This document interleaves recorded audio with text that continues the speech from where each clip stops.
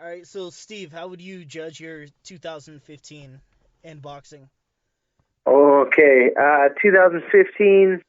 It was overall. It was a good year. I had a speed bump in the road because I took the Ponomarov fight on less than beneficial for myself kind of terms, and I kind of jumped into the training camp. I gave it my best, but I got outpointed. Had it been a longer fight, I would have beat him. Blah blah blah.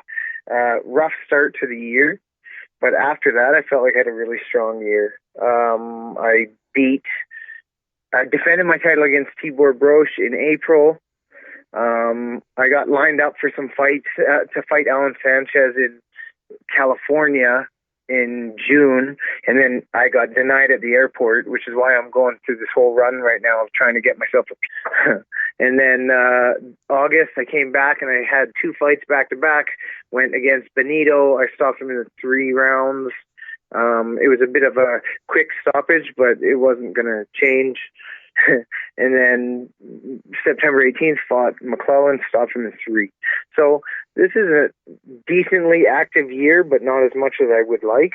I'd like to fight maybe 5, 6 times. Like if I come out of the fight with no broken hands, nose, or any others, then why not fight multiple times? Then your mind, you're kind of in the rhythm, so it's all good.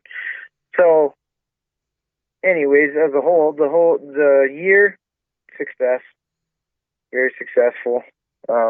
Couple good fights. I would have liked one more, but I'll give it like let's say a B. So not bad, but could be better too. What was the high point for you of the year? Back to back, going versus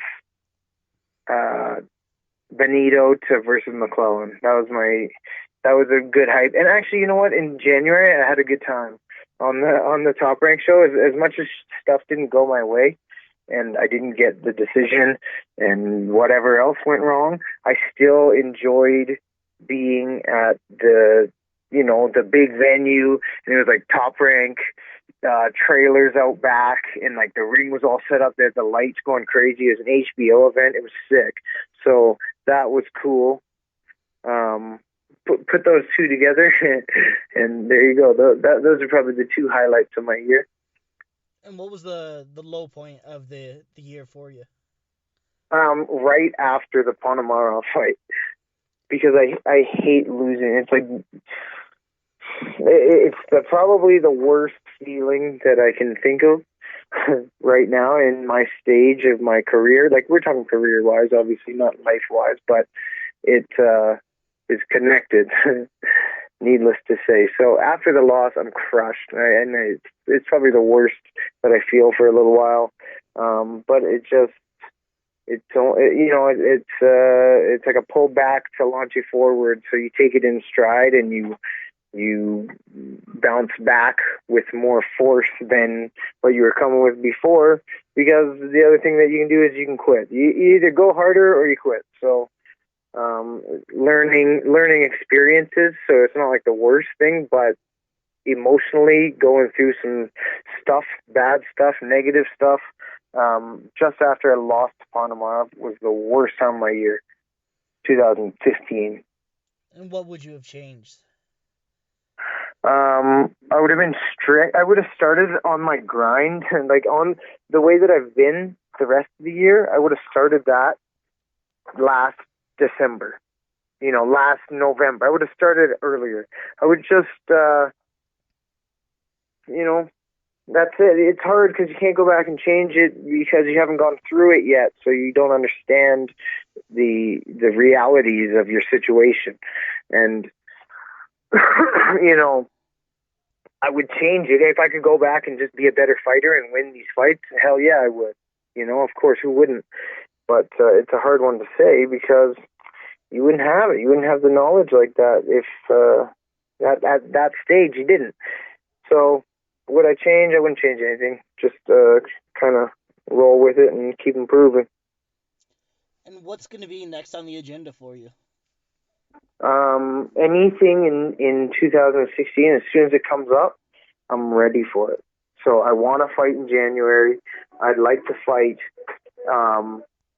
In I'll go back to back in January. And you're currently ranked as the third top welterweight in Canada, according to BoxRec. Any chance of possible fights with the other top two Canadian welterweights? Nice. I didn't even know. I didn't know I was ranked at that. That's pretty sweet. I don't know. I don't like to put an emotional attachment on anybody or any target like that. I'll think of him in like a technical way. Like maybe I'll watch these guys. I'll have to go look now and see which guys are ahead of me. I'm assuming it's like Bizier and I don't even know who else. I can't pronounce the last name, but Michael Zewski or Zewski. Yeah. Bizier and Zewski, who are both great fighters. And if those fights came up, I'd have to prep myself the best that I can, and then, why not? Because this is like entertainment business. We're going to scrap, right? I think that I can win, and of course, I'll fight anybody but here's the thing. It's got to make sense.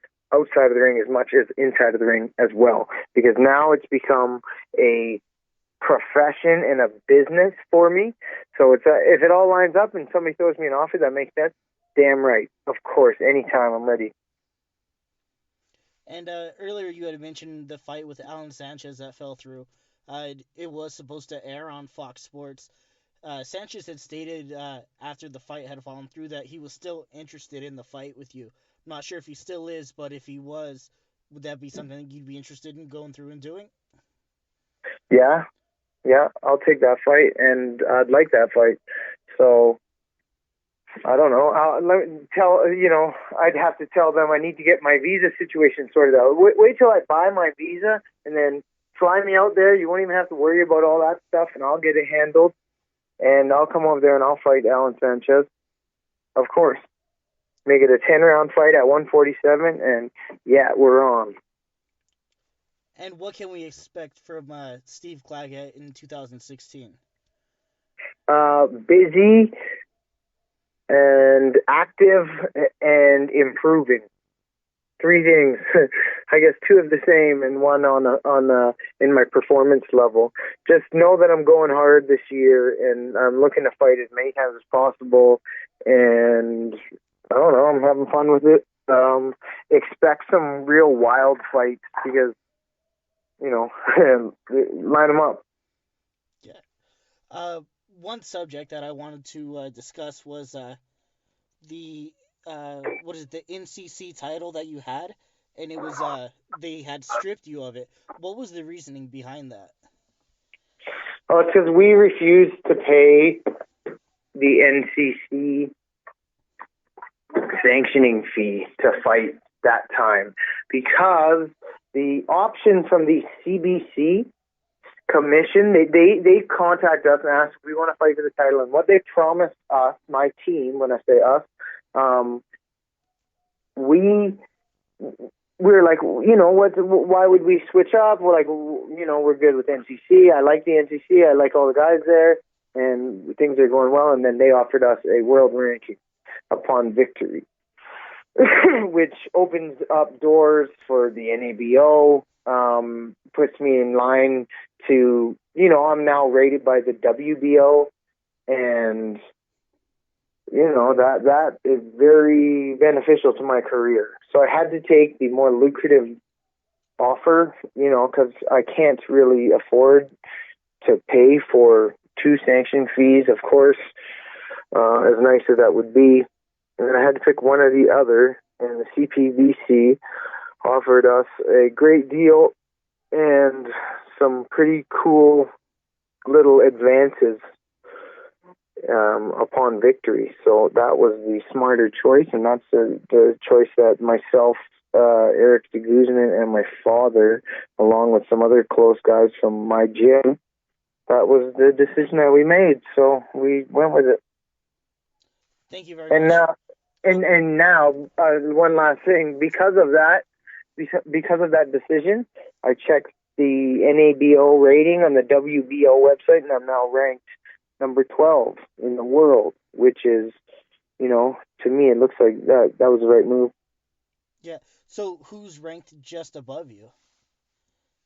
Um, I don't know. I think Dusty Harrison is one ahead of me, and he was the guy that was supposed to fight in December. And I guess Rock Nation had told my manager that it's going to be costly to get a work visa at this point in time, like very last minute or whatever. I don't really know the details. All I know is that it was a visa issue. And, they chose. Actually, he didn't even end up fighting. So that's another fight that I'd take. If it comes up again, then for sure. I've already done a training camp for both of these fights, specific to these fighters. So I'm ready for either of those ones, and both would be very good. Dusty being one ahead of me on the NABO, bump me up like that, and that looks like the right move to me. Okay. All right. Well, thank you very much for your time, Steve. Hey, no problem, man. Anytime. Thanks for calling me and giving me